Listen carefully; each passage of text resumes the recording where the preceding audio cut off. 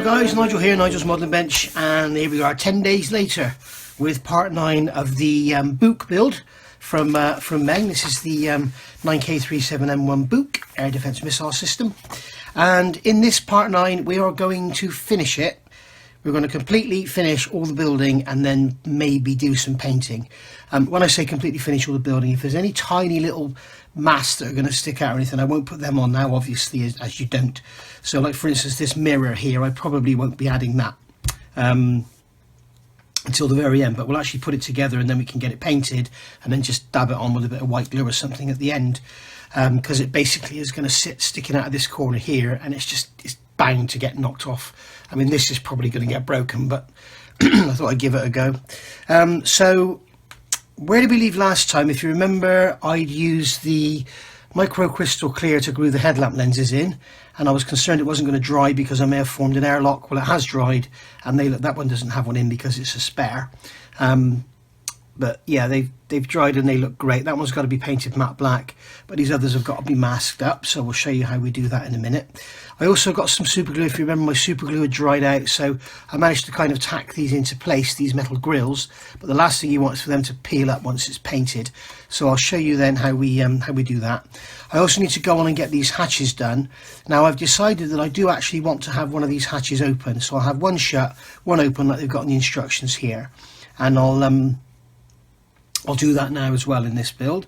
And obviously we'll get all these little bits and pieces on, and then we'll just have a quick check through our instructions and we'll make sure that we haven't missed anything, because there's such a lot of tiny little pieces. Like when you come along here, you've got this little bit there, could have easily been missed. You don't want to do that.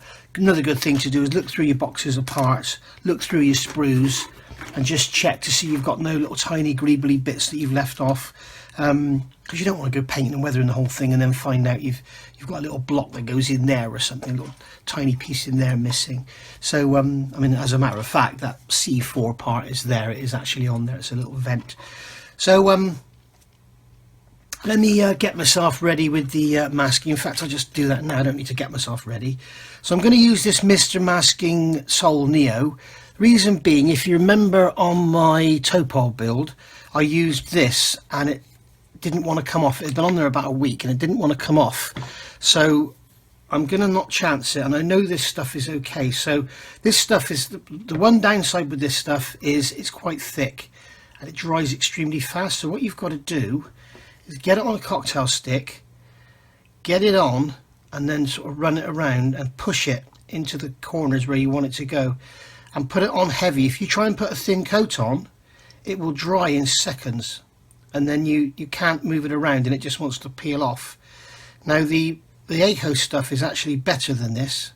It's easier to use because it's thinner, and I've yet to find anything that will thin this. So there we go. So now we can, what I'm going to do now is clean that off, because already we got, you can see, I don't know if now I've dropped it, there's balls there where it's drying. You can see there's a ball over there where it's drying already, so that is the problem with it. So again, I'm going to pick some up off of there, brush it on there, that's too thin, just push it into the corners like so. And then what you can do, once it's dry, if you've gone over, in fact I'll purposely go over there, and then I'll show you that once it's dry you can sort of nudge it back and it kind of springs back on itself. Like I say, I'll show you how that's done. Now I needn't have masked that last one because it's going to be painted matte black anyway, but hey ho, I can always peel it off.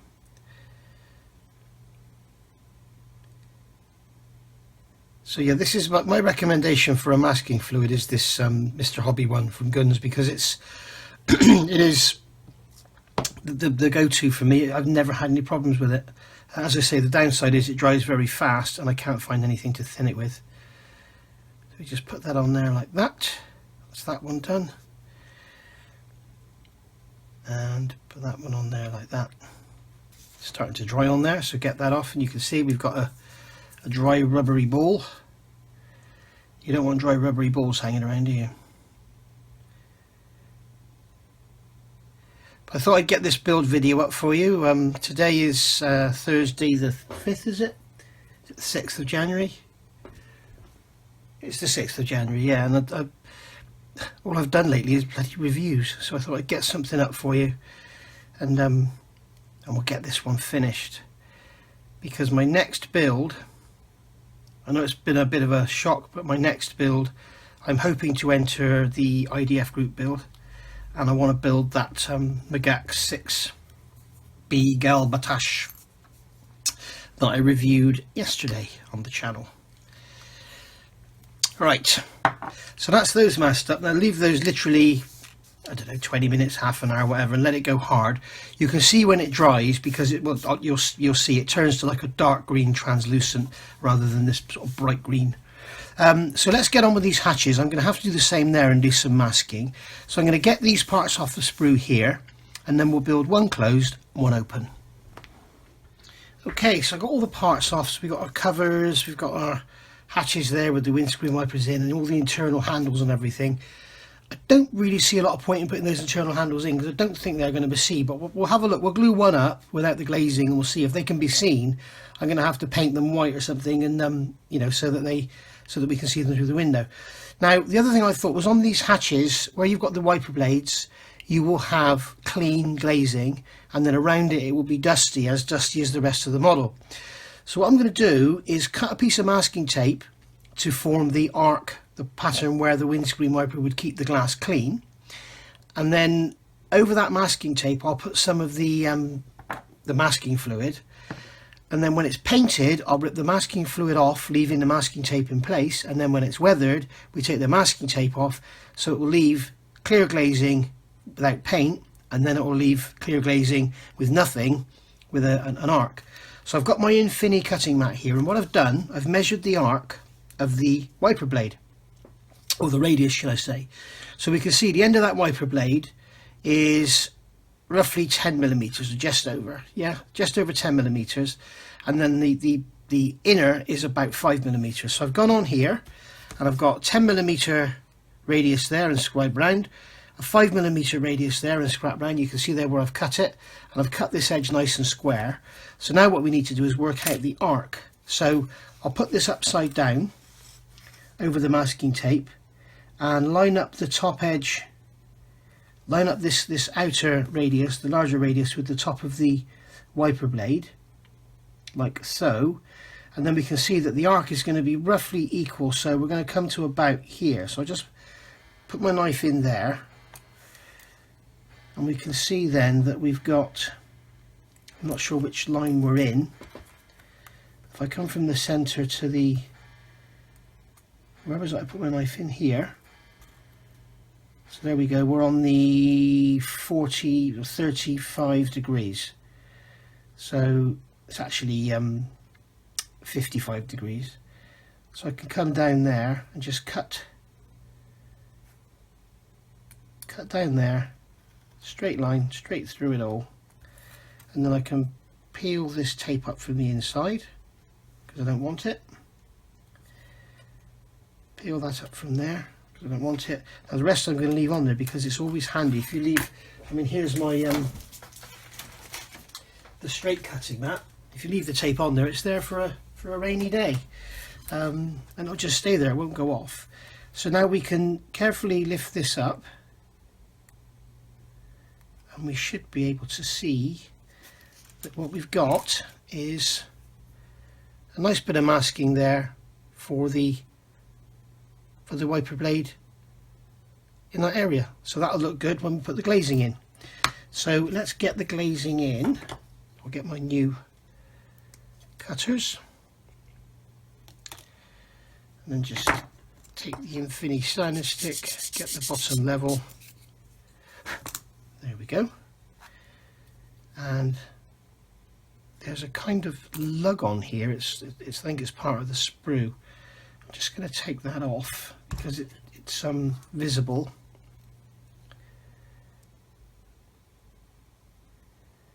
Maybe it's supposed to be there. Yes, it's supposed to be there, so I will leave it on.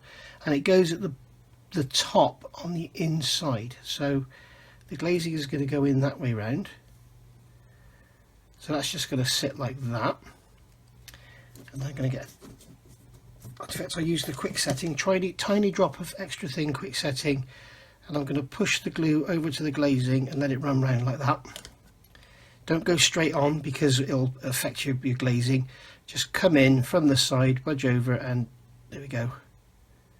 And it will go around like so, and then we can take something and just give the glass a little nudge. That's gone in now. In fact, I'm going to put a bit more in this top corner.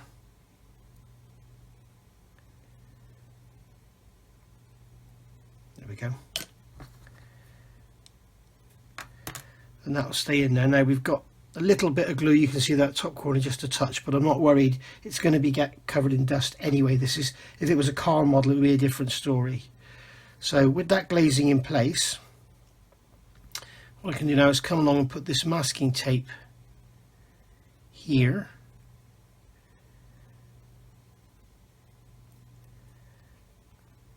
Doesn't want to let go of the knife, it's been on there too long.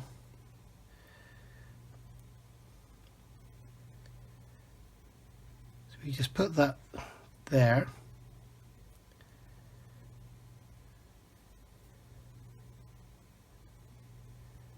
like so, and there we go. Now that bottom edge could be a bit cleaner, I haven't done a very good job of cutting it, but there we go. So that's on there now, and I'm going to give this a good rub down with a cotton bud because I don't want it to peel off with the masking fluid. So there we go, that's on like that now. So there's our bit of a mask. Now if I want to, I can come along now with a cocktail stick and I can just tidy that bottom edge up just by literally pushing the tape, just like so, just a little nudge, there we go. And straight away you've got a clean radius on the bottom rather than that jaggedy edge that I had.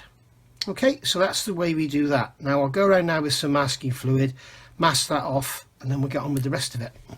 Right, I've glued the interior handle parts, these parts here, A3, A19 and A48, into the hatch that's going to be closed without the glazing, and we can see that when we look through the glazing you can't really see anything. If you look hard through that way, that side, you can see down in there, you can see that part. Use a cocktail stick to point it all out to you. That part there, you can see that, but not really much at all. So what I might do is just glue them in there, and then on the other one, and then just sort of brush a bit of white paint on them just in case they can be seen. You never know, if I ever enter this in a show or something, somebody might say, oh, he hasn't painted those handles, and that's it, you've lost. So I think we'll do that. So I'll get that done now, and then I'll come back and we'll get the covers glued on. There we go, that's that all built up. So I've put the top hatch on. We've got the little stay there that holds it up, and then we've got the our masking tape on there, as you can see. If you remember, I pre-painted the underside of here, and we've got the levers on the back, and I've painted these. I've had a quick look and found, believe it or not, on Wikipedia there is a picture and you can just sort of see there this whole hatch is open and they're looking in through the hole as it would be there. So I can see that there, and you can see that in probably on this side there's a load of radio gear, and it's all this kind of pale green interior colour. So I thought, well, I'll try this, and this is this Meng colour MC233 Russian interior green, and it seems correct. Now a lot of the stuff I've seen, the green looks a lot brighter. I've made my own mix, as you know, if you follow my channel, and but in this instance it looks like that colour is correct. So I just brushed that on there. It actually brushed quite nicely, so I've just brushed that on there, as you can see, and then we've got the detail there of that handle. And when we look through the glazing, when we look through from this side, you can actually see, if you look, you can see it in behind there. So that's my mind at rest anyway. It's, you know, it's worth it. It only took 10 minutes. So we're just going to slot that down in there, and then there are little pins on the pivots that drop in. It's actually very well made, beautifully engineered, this part of the assembly. So I'm just going to put a drop of glue on those pins there, and then a tiny drop in here, and let it capillary along. Just give that a little nudge down, and there we go. And we can see now that when we look in that hatch, you know, once we've got the turret on, there's nothing to see in there, but you can actually see that handle. So I'm quite glad I've done that. I'm thinking that Meng are probably going to release this kit with some sort of interior, or maybe somebody do an aftermarket, and then you could have those hatches right open, because not only do the covers open, the actual hatch itself opens, and then you can see in there quite a lot. So moving along, the other thing I need to do is mask, before I forget, I need to mask these periscopes here that we painted in part 8. So I'm just going to put some of my Mr. Hobby masking fluid on there. Just dab it on, and like I say, I'll show you afterwards how you can correct it with a cocktail stick.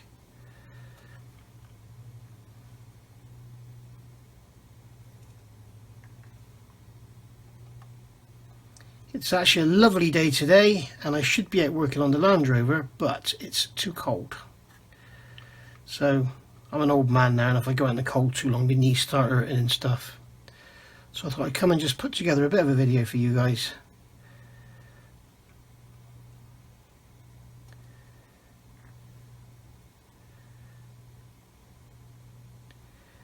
There we go, we got that one in there now, and then we can nudge that around afterwards. And if we do end up seeing any tan plastic, quick wash with some black or dark brown, grey, whatever, and that will cover up what you can see.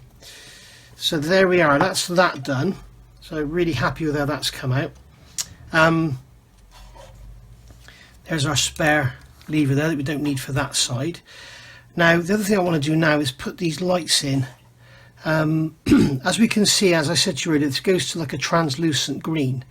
What I want to show you here now is when this when you've put too much on, what you can do is just maneuver it and nudge it about. You can see here I'm just moving that over. If I'll do this off camera, because I need, oh no, I can see it now. I need to use my magnifier. I can see it here, and you can just nudge it about. You can see, push it over and get it to where you want it. And as I said earlier, I mean, if you're using acrylic paint and you do get some of the paint on the clear, you can go around the edge of a cocktail stick and it'll take it off. Obviously if you're using lacquer paints, it will bite into the plastic, but if you're using, you know, any of the like Tamiya or especially Vallejo, that'll come off easy. Just blow it and it'll come off. There we go, so we can nudge that over like that. And if we do find that we've got any, you know, in this case it'll be silver exposed, we could just touch it up with a brush, go over it with a wash, whatever. We can see here we've got too much there on this side. I think this is what I did purposely. And what I'm doing is, I'm not trying to sort of peel it back, I'm just nudging it, because if you try and peel it, it will lift. What you've got to do is sort of push it into itself, and it will just, almost like a blob of bubble gum, it'll just go where you push it, and it will, believe it or not, it'll stay there as well. So yeah, really good stuff, this Mr. Hobby. I have actually, because you know my thing for not finishing kits, I have actually found this stuff back in the box after a couple of years, and it still comes away. It's quite hard, but it does still come away. And my advice to you is, if you are going to use this, don't, I've just realised I didn't mask that window, did I? I wonder if I can move that away. Yes, I can. And that's free to pivot, that's handy. So I can get in there now and mask that window. Lights are on, no one's home. Lights are on, that lovely little moulded light guard is on. That's a lovely piece of moulding from Meng, really, really nice. I've left this flat movable so I can get in there and paint it, which will make life a lot easier. I was thinking I might put a bit of the masking fluid on the end of that to hold it in place, which I may well do yet.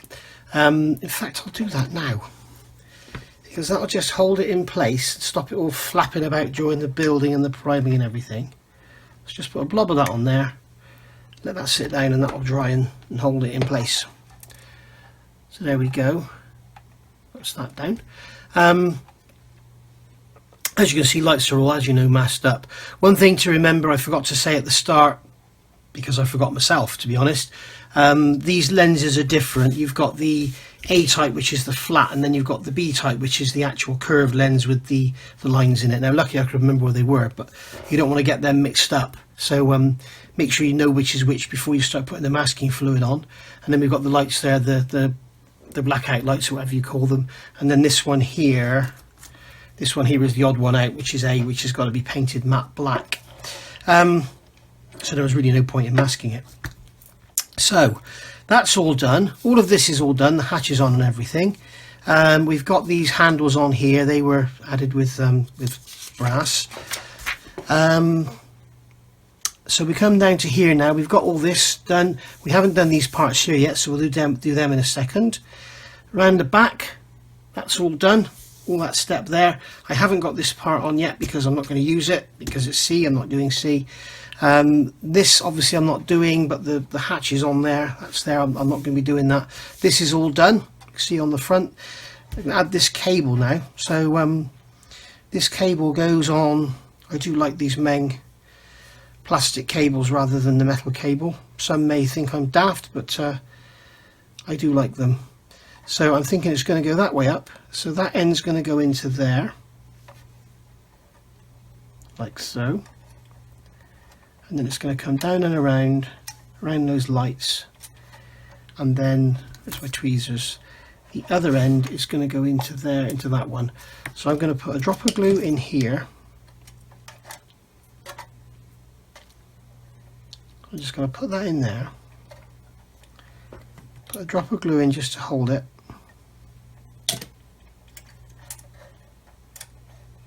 Feed that down around there. Then I want a drop of glue in here.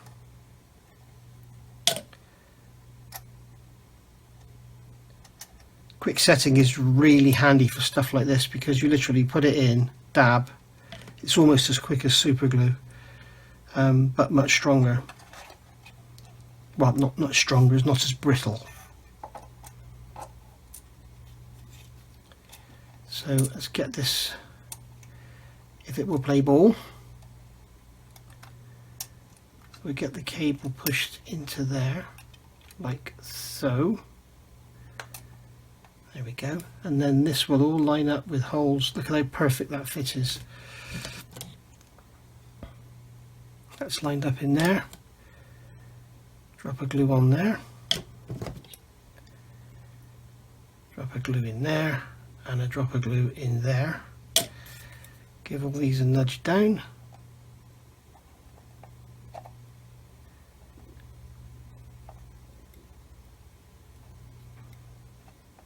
And that will all just stay in place like so.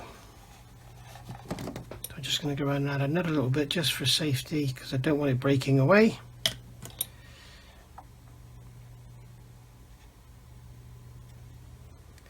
And now what I'm going to do is go around with the extra thin. So in fact I use the ordinary extra thin for this. I'm going to go around the extra thin and I'm going to brush it onto the cable. And that'll just make sure that we've got rid of any sanding lines or mould seams. Anything that's going to make it like a piece of plastic and more like a cable when it's got a wash on it.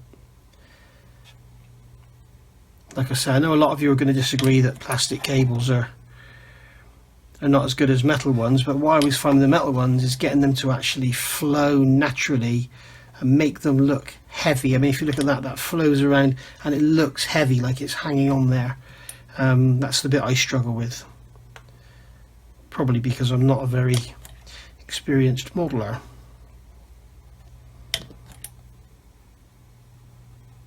I've got some trumpeter kits in the stash, as you've seen me review, that all have the metal cable, so I'll have the opportunity to practice, and if I find a great technique then I'll tell you about it. I've just noticed I've got a bit of sprue nib on there, so I'm just going to cut that away.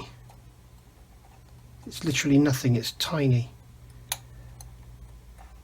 I'll just cut that away like so and then brush some extra thin on and it'll disappear like that. And there we go, so that's the cable on. We haven't done the side skirts yet, we need to get those done, and then we're into the tracks, and then we're into the turret, which is all done. So we are basically nearly finished. We need to get these parts here sorted. These not sure what they are. They're covers that go over the lights and everything. So let's get them all glued together, and then we'll go on from there. Okay, so I've got the mesh grills out and everything. You can see I've got this one held in place because I've had to position it with my magnifier because I can't see what I'm doing without it.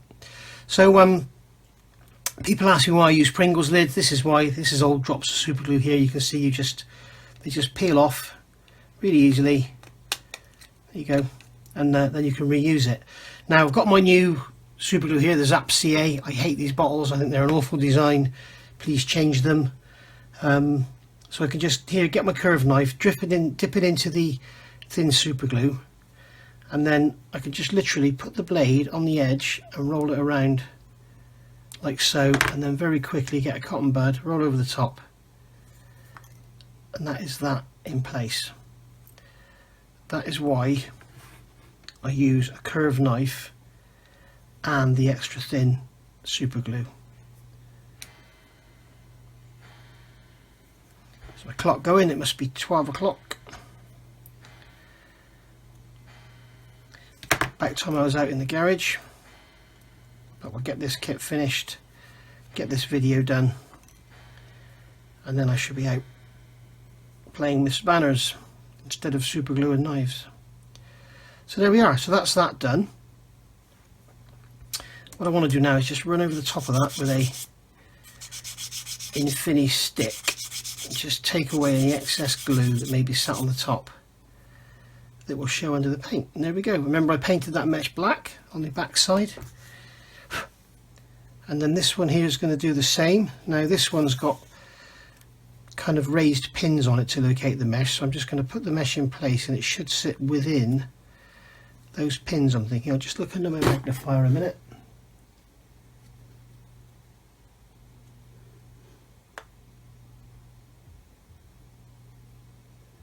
No, it kind of sits on, oh, it's the other way around.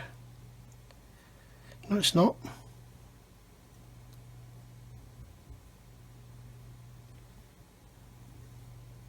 I'm not really quite sure how this is supposed to go. I think it's going to go that way. Yeah, so it sits, it's that way round. It's showing you here that it does actually hang over the edge, so it's sitting hanging over the edge, so it sits within those pins. So again, I've got that held in place. I'll move my thumb over to this side, otherwise it'll capillary under my thumb, into the thin super glue, roll the blade, roll the cotton bud, and that's on. Into the super glue, roll the blade, cotton bud. Simple as that. Never mind trying to dab around with cocktail sticks and stuff. If you use a blade, you can actually put the blade along the edge of the photo etch and it will capillary under, just like that.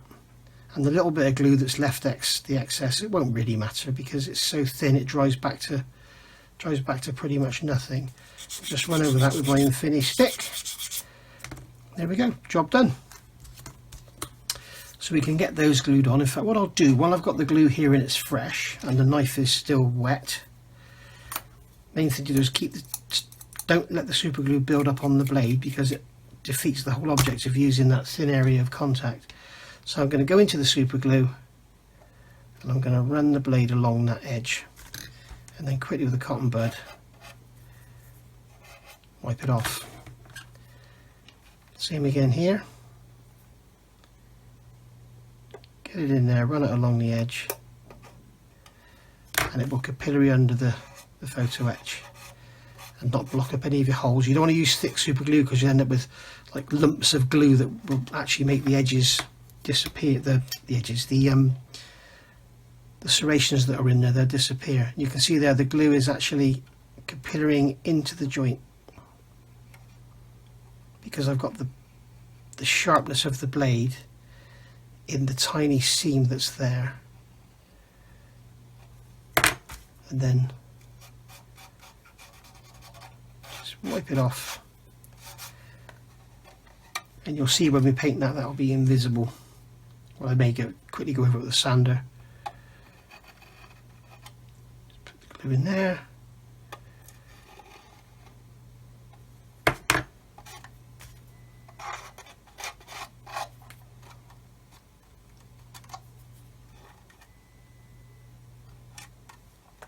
Okay, and drop down in the sides here.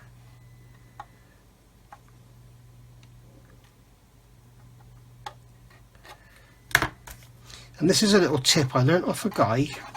First time I ever went to Telford, I think it must have been about 2004, 2003, and chatting to a guy there talking about photo etch, and he told me, don't worry about all these special tools for photo etch and that, just get yourself a sharp knife blade, glue on the edge and run it into the joint. And I've done it ever since, and it does work. It's no good for tiny little parts, but when you've got large P like this, grills and stuff, it's a really good way of getting the glue into the edge, making it capillary under. Now you can see that I went over the top there. I need a new cotton bud. That's the beauty of the thin super glue. If you use very thin, anything that spills over the top, as I say, it's so thin it will just disappear. Get some in behind there, like so, and then wipe it off. Get some in that joint there.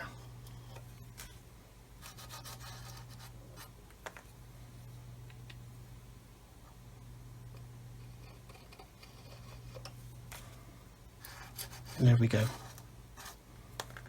It's best to use a round blade because you've got the large area of contact. If you use a blade like this, a straight edge, you've got to actually get it straight in there, or otherwise you've only got your tip. But there we go. So once that's dried off, I'll go over that with a soft sanding stick just to make sure we haven't got anything residual on there, and that'll be that done. So let's get these mesh parts glued on. Oh, I need to get that C13, which is the cranked one. Tweezers. C13 is the cranked one. It means it's got the lug on the side. If I can just show you close up, if you've got your parts mixed up, this one's got the lug on the side here, so you can see that it mounts sideways. That'll focus there. And then these other type, the one like I've made the resin copy of, you can see they've got the lug on the back face, so they go on straight like so. So this is the one we're going to put on here, and that's going to face away from me, so I'm going to put some glue in there like so, and then get this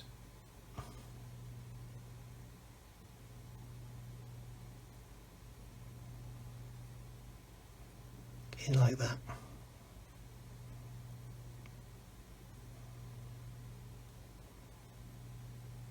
Whoops. Yeah, trouble with extra thin, quick setting, it just dries so fast. Yeah, it's dried. So get some glue in there.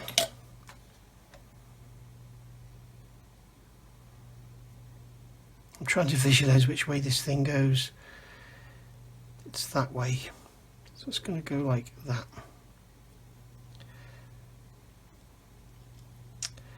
Come on. Wow. Right, I've got it the wrong way round. So it goes in that way. Like, oh, Jesus, come on.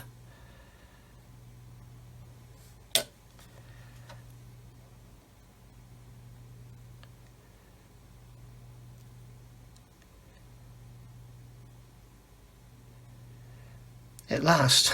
Sorry about that, guys, that took a while, didn't it?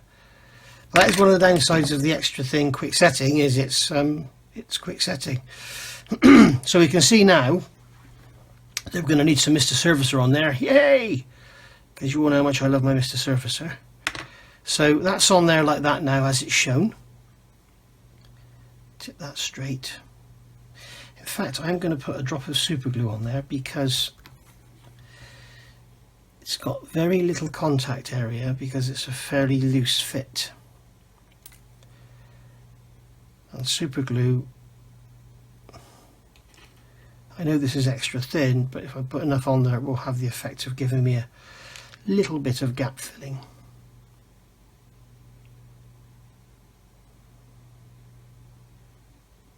There we are. So that's gone in that way. So this is going to go on like that.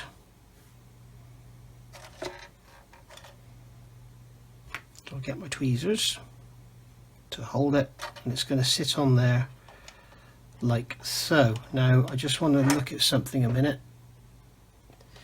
I think we should be okay. What I'm worried about is this tan plastic showing through, but I don't think the plastic's going to show through that mesh because it's so dark in there. But that's going to sit like that.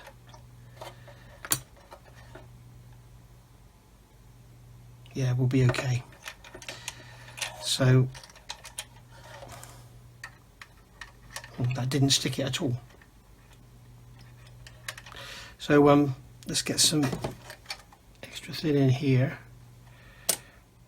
Right, so they're on now. They were fun. I never realised such a simple part would be so difficult to glue on, but I was using the quick setting and putting some on and then dabbing them on. As soon as I touched it with quick setting again, it just sort of dissolved what was already there, so I ended up using the ordinary extra thin. I've also glued this down to stop it flapping around in the wind, this cover. The one thing I do need to do now before I forget is get in here with a cocktail stick and move this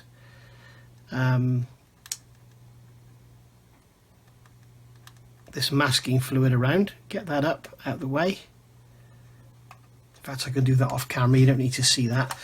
Now, final part of the build, we're going to add these side skirts down the left hand side.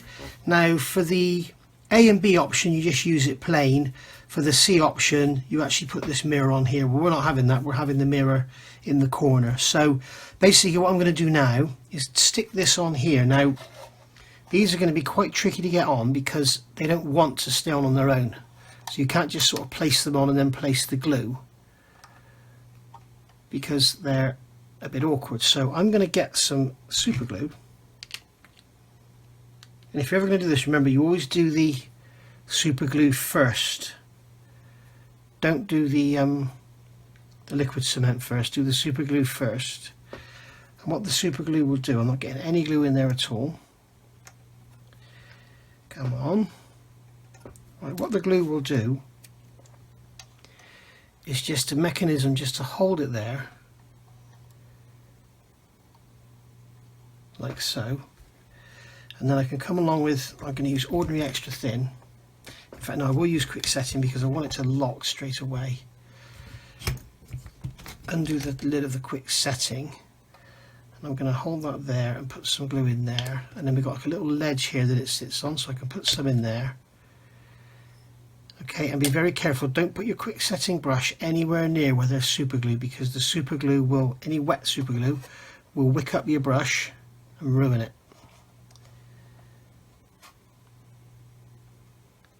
So we can hold that in place there. Now that's not quite wanting to stay. I don't know why.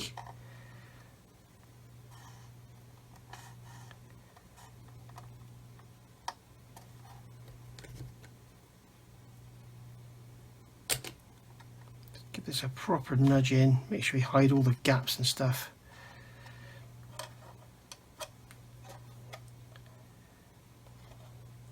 Now I'm going to put a dab of super glue in there. No, you shouldn't do this. You shouldn't use, where's my glue applicator? You shouldn't put super glue over the wet poly cement, because all you're doing is putting super glue onto gungy molten plastic. So that should just lock that in place. Okay, like so. And then this front one, what you need to do is get some on the back here. So get some extra thin down there. Because remember, if you just use super glue, touch it, it'll just ping off. You need to get some welding action going on. And then this one here, once again, this is going to sit on the top. So it's going to sit on there like on a ledge, and it's got a sort of step up there to the back one. Look, so this is obviously probably metal because it's got the exhaust and heat from the engine and everything above it. So once again, I'll get some super glue, and I'm just going to put some super glue on here, and I'm going to put some super glue on here, and then when I put this in place it should just sort of lock it down. Should be an operative word. Yeah, I should imagine the super glue is dried before I got anywhere near it. So let's just do one end.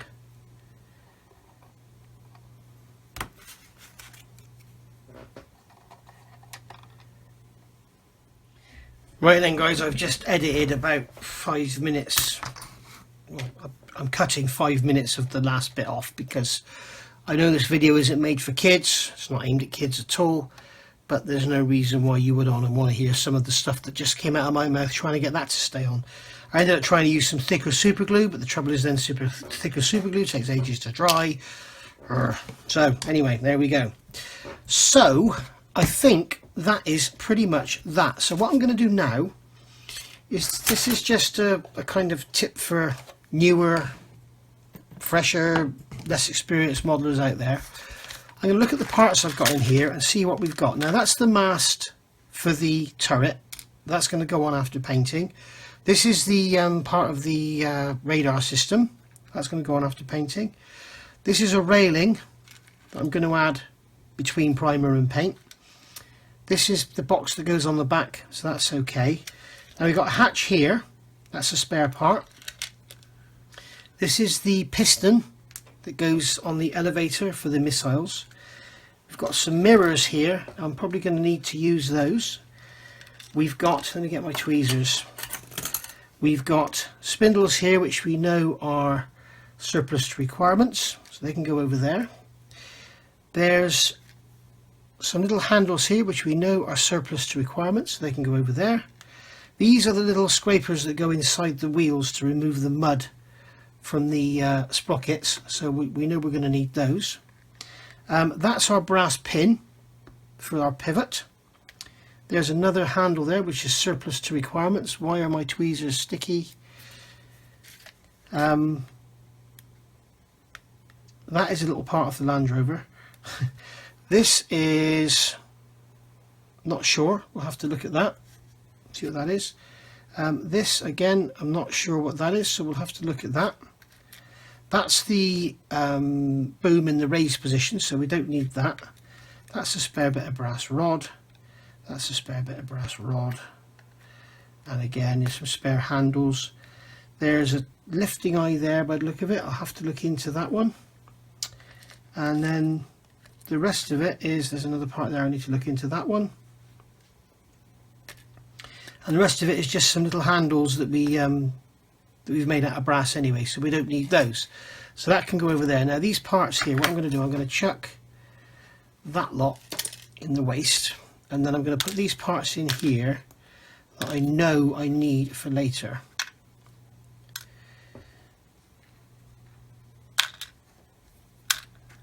Okay, so we've got those there, we know we need there for later. Those we know are spares, so they can go over there. And in this one here, we've got our mirror arm, which I know I'm going to need. I'm going to need to put a mirror on it. We've got a mirror, and I'm not sure which of the mirrors I'm going to use. That there I know is excess because it's a spare light. This here is a part that's going to need to go on now. That I know is a spare lift for the, and that's a resin part that I made because I lost one. So I think that one is a spare part as well, and that is rubbish. So which mirror do we need? We need, go back in the instructions here, here we go. So this is C63. So if I go back to my sprue call out, which with Meng are normally in the back, yes. So we've got two of these, so I'm guessing that's an A part and that's a C part. So C63. Okay, so we can look through the instructions and we can see that C63 is the narrow one because C63 is here, which is a narrow mirror, and then this one, A65, is here, and you can see that's the wider one. So we don't need those two, so they can go in the spares bin, and we're going to use this one. So, and it looks like in fact I've already cleaned it up ready for use, and I've also already cleaned up the mirror arm ready for use by the look of it. So what I'm going to do here is put a drop of ordinary extra thin into that slot in the mirror, and then I should be able to put this down on top of it, pick it up, and then maneuver the mirror into position, whoops, and have it fall off like so, and hold that for a second, and it's stuck to my finger.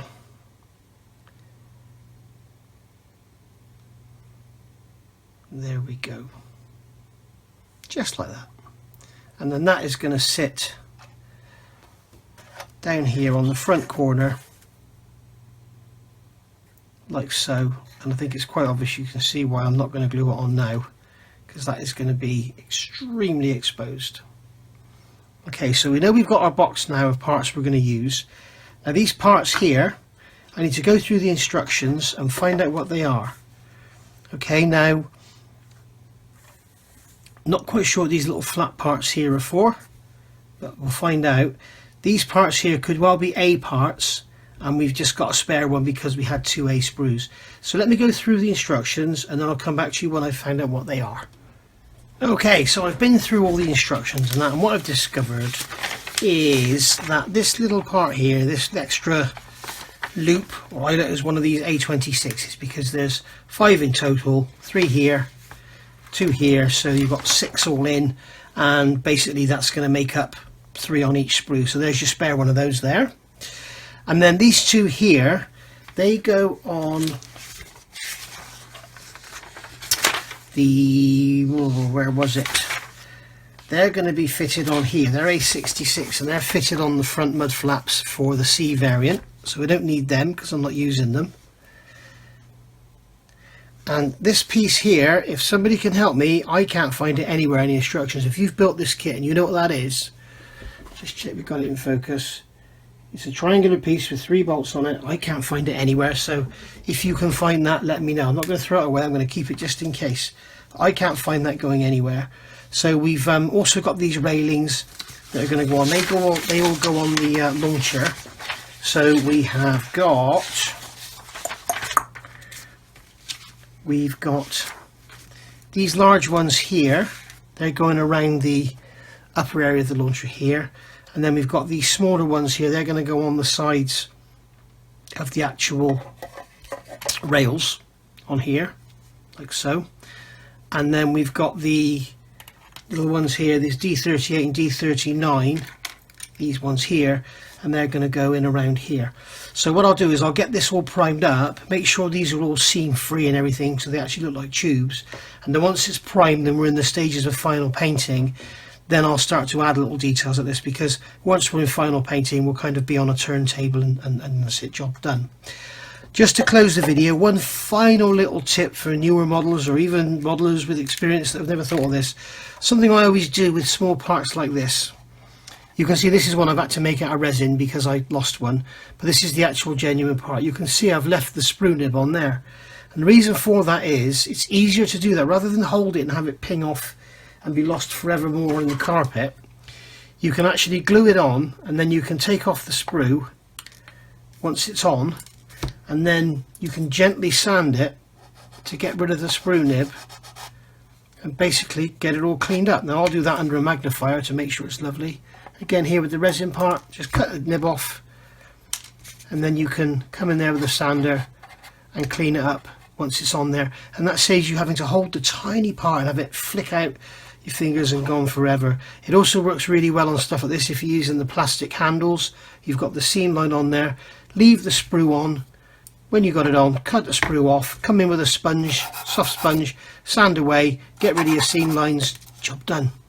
And also it's good to do this on the brass part because it gives the paint a key as well, rather than having shiny brass showing through your paint if you touch it. There we go, that's those done. So that's it, we're ready for primer. So in part 10 what we'll do is we'll get this primed up, and then we'll get it all together for a dummy assembly, make sure everything's going to be okay, then we'll take it apart again, get some proper camouflage on there, and then we'll be done. Thanks for watching, hope you've enjoyed it. If it's been a bit drawn out, I'm sorry, but it's a fairly sort of complex, in-depth kit, and as you can see from the build sequence that I've used, I've sort of done a few changes to enable me to have all the sub-assemblies. So you can see we've got our missile launchers here, we've got our actual launching turret there, we've got our actual full hull there, there's our wheels and all our tracks. I've got the missiles are actually built up, but I haven't added the little bits and pieces to them yet, like the fins and these fill-in parts, because where's the one that's all sanded? This one's all sanded. You've got these fill-in pieces, you've got fins to go on here, got those fins there, go on there, little fins. We've got the exhaust going in the back, like so, and then we've also got the these little fill-in pieces here to fill in there. I don't know why they did that, probably because they couldn't mould this detail on. So they're going to require a bit of clean-up work and a bit of sanding, but I've already shown you about doing these dimples here to get them all looking the same, using a drop of Mr. Surfacer. And that reminds me, I've got to put some Mr. Surfacer on there. So I'll do that right away. Thanks for watching. I'll see you all very soon, and happy modelling, guys. Bye for now.